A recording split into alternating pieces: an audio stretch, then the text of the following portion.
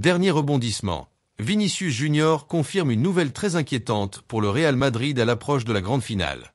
Cette annonce a jeté un froid chez les supporters madrilènes alors qu'à Barcelone, l'ambiance est tout autre. La fête bat son plein, et le club catalan continue de se préparer activement sur le marché des transferts. Parlons-en justement de ce marché. Une information fait sensation. Marcus Rashford pourrait bientôt rejoindre Barcelone en prêt. De plus, le club accélère les négociations pour prolonger Ronald Araujo. En parallèle, Ansu Fati semble sur le point de rejoindre Séville, tandis que Javier Tebas monte au créneau en tentant d'annuler les inscriptions de Dani Olmo et Pau Victor. Mais avant de continuer, n'oubliez pas de vous abonner à la chaîne, de laisser un like et d'activer la cloche pour ne manquer aucune actualité sur le FC Barcelone. Merci pour votre soutien. La guerre ouverte entre la Liga et le FC Barcelone connaît un nouveau chapitre tendu, après la validation des inscriptions de Dani Olmo et Pau Victor par le Conseil supérieur des sports, CSD. Alors que cette décision semblait apporter un vent de soulagement au Blaugrana, Javier Tebas, président de la Liga, a immédiatement exprimé son désaccord et ne compte visiblement pas abandonner la bataille juridique. L'inscription de Dani Olmo et Pau Victor constitue un atout majeur pour le Barça dans une saison où chaque renfort compte. Olmo, international espagnol, est reconnu pour sa créativité au milieu de terrain et sa capacité à dicter le rythme du jeu, tandis que Pau Victor est un jeune talent prometteur dont les performances en attaque offrent de nouvelles options offensives à Hansi Flick. Ces deux joueurs représentent bien plus que de simples ajouts à l'effectif.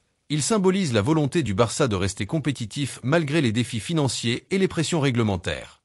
Leur intégration rapide pourrait faire la différence dans des compétitions majeures telles que la Supercoupe d'Espagne et la Liga.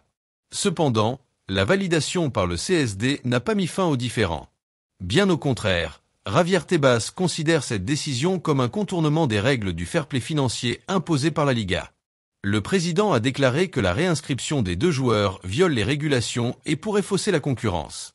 Dans cette optique, Tebas a annoncé que la Liga envisage désormais de porter l'affaire devant la justice ordinaire pour obtenir l'annulation des autorisations délivrées par le CSD. Selon lui, ces décisions créent un précédent dangereux qui remettrait en cause l'équité du championnat espagnol. Face à ces attaques, le FC Barcelone reste ferme. Le club affirme avoir agi dans le strict respect des procédures légales et réglementaires. Le président du Barça a même souligné que la décision du CSD était légitime et basée sur des preuves solides démontrant que les joueurs avaient été injustement privés de leur licence. De plus, le Barça considère cette situation comme une nouvelle tentative de la part de Tebas de nuire à son image et à ses ambitions sportives. Plusieurs observateurs voient dans cette escalade une manifestation de la rivalité historique entre le président de la Liga et le club catalan. La possibilité de voir cette affaire se prolonger devant les tribunaux pourrait créer une instabilité préjudiciable pour les joueurs et le club. Cependant, Hansi Flick reste concentré sur l'aspect sportif, déclarant que l'équipe est unie et prête à relever tous les défis, qu'ils soient sur le terrain ou en dehors. Pour les supporters, cette situation représente un test de résilience pour leur club. La détermination du Barça à intégrer ces deux joueurs montre que, malgré les obstacles, le club est décidé à poursuivre sa quête de succès. Au-delà des aspects juridiques, cette querelle met en lumière les tensions croissantes entre le Barça et les instances dirigeantes du football espagnol. Dans un climat déjà marqué par des différends politiques et institutionnels, cette nouvelle controverse risque de raviver les débats sur la gouvernance du football en Espagne. Une chose est sûre, avec Dani Olmo et Pau Victor désormais disponibles, le Barça compte bien tourner cette situation à son avantage et prouve une fois de plus qu'il reste une force incontournable du football mondial, quelles que soient les tempêtes à affronter. Malgré les polémiques et les pressions extérieures, le FC Barcelone reste concentré sur ses objectifs sportifs. Au cœur de cette quête de succès, Ronald Araujo incarne la détermination et la stabilité dont le club a besoin pour affronter les défis de la saison. Sous la direction d'Hansi Flick, l'Uruguayen est devenu une figure incontournable du dispositif défensif Blaugrana. Alors que des rumeurs faisaient état d'un possible prêt à la Juventus, les négociations entre le Barça et le défenseur semblent avancer positivement. Son représentant, Andrés Espinosa, a confirmé l'intérêt du club italien, mais a souligné que la priorité d'Araujo reste clairement définie, continuer son développement à Barcelone et jouer un rôle de leader au sein de l'équipe. Cette fidélité au club catalan témoigne de l'attachement d'Araujo aux valeurs du Barça et de son ambition de contribuer activement à son succès. En effet, malgré les blessures musculaires qui ont jalonné sa carrière, le défenseur a su se relever à chaque fois et s'imposer comme un pilier essentiel de la défense. Avec plus de 150 matchs officiels disputés sous le maillot Blaugrana, Ronald Araujo s'est forgé une réputation de leader respecté, non seulement par ses coéquipiers mais aussi par les supporters. Sa combativité, son sens du placement et sa capacité à gagner des duels aériens font de lui l'un des défenseurs centraux les plus redoutables en Europe. Pour le FC Barcelone, prolonger le contrat d'Araujo est une priorité stratégique. En plus de renforcer la stabilité défensive de l'équipe, cela envoie un message clair. Le club continue de miser sur des joueurs engagés et loyaux, prêts à relever les défis sportifs et institutionnels. Alors que les discussions progressent vers une issue positive, les supporters peuvent se réjouir de voir leur guerrier uruguayen poursuivre son aventure au Camp Nou. Pendant ce temps, Ansu Fati semble à un tournant de sa carrière. Alors que le FC Barcelone avance dans sa quête de succès, l'avenir d'Ansu Fati reste incertain. Autrefois considéré comme l'un des plus grands espoirs du club, le jeune attaquant a vu son temps de jeu se réduire considérablement cette saison.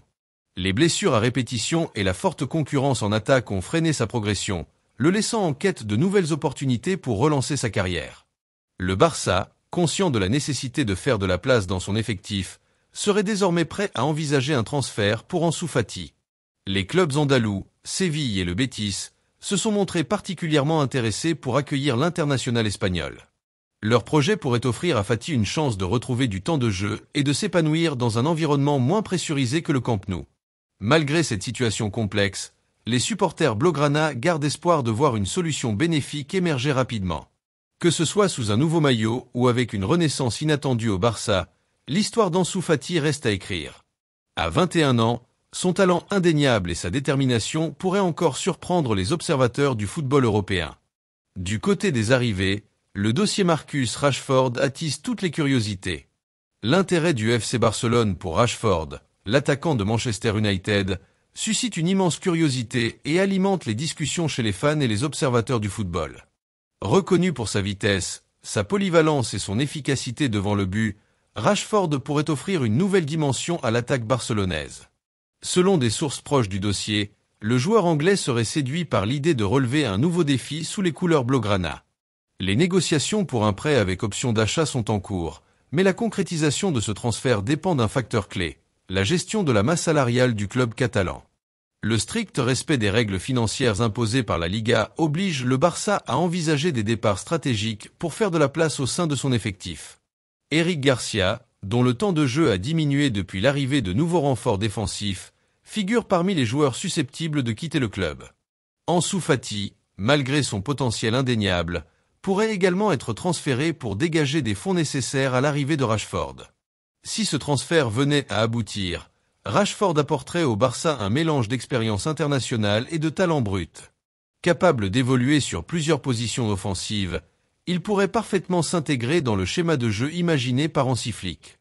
Pour les supporters, l'arrivée de Rashford symboliserait une nouvelle ère d'ambition renouvelée, marquée par l'envie de retrouver les sommets du football européen.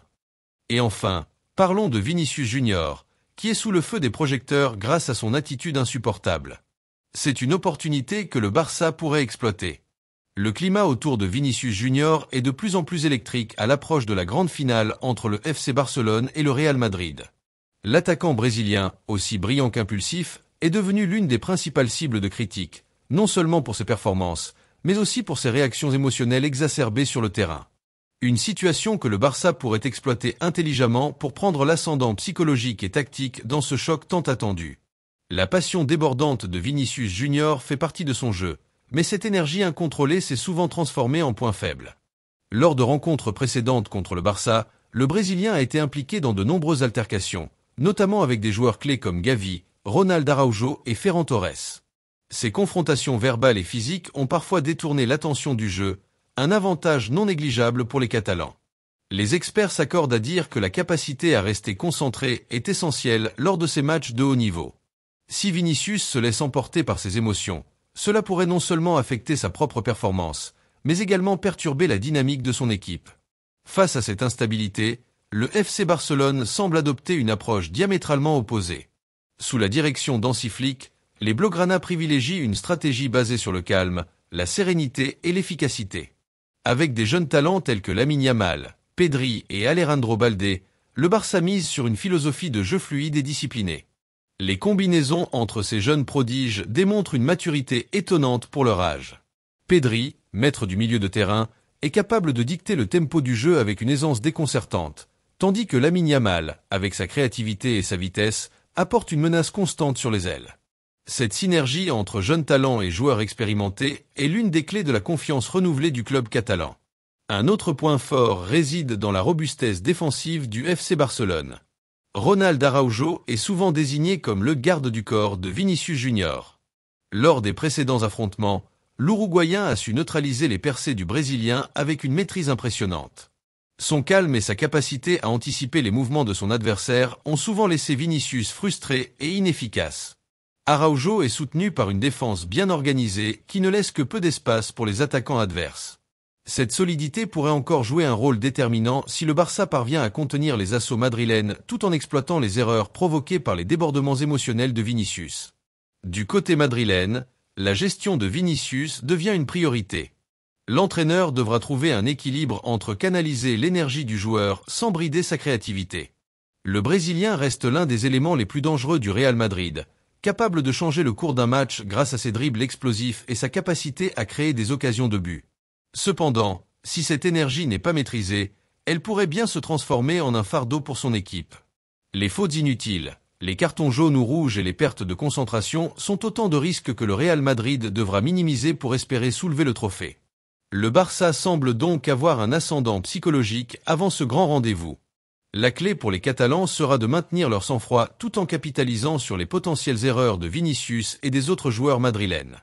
La présence d'un public acquis à leur cause pourrait également jouer en leur faveur, galvanisant les joueurs et les poussant à donner le meilleur d'eux-mêmes. Si le FC Barcelone parvient à exploiter ces failles sans se laisser entraîner dans des confrontations inutiles, le trophée pourrait bien leur être destiné. Le football se joue autant dans les têtes que sur le terrain, et l'équipe qui saura garder son calme tout en étant efficace aura toutes les chances de triompher. Avec une préparation minutieuse, une tactique claire et des jeunes talents inspirés, le Barça semble prêt à relever le défi. Pendant ce temps, le Real Madrid devra faire preuve de discipline et de maîtrise pour espérer renverser la tendance. Une chose est sûre, cette finale promet d'être aussi captivante qu'intense, avec des enjeux qui dépassent largement le simple score final. Merci d'avoir suivi cette analyse. Si vous avez aimé cette vidéo, laissez un like, partagez et abonnez-vous à la chaîne pour rester informé de toutes les dernières nouvelles du football catalan. À très vite pour une nouvelle vidéo.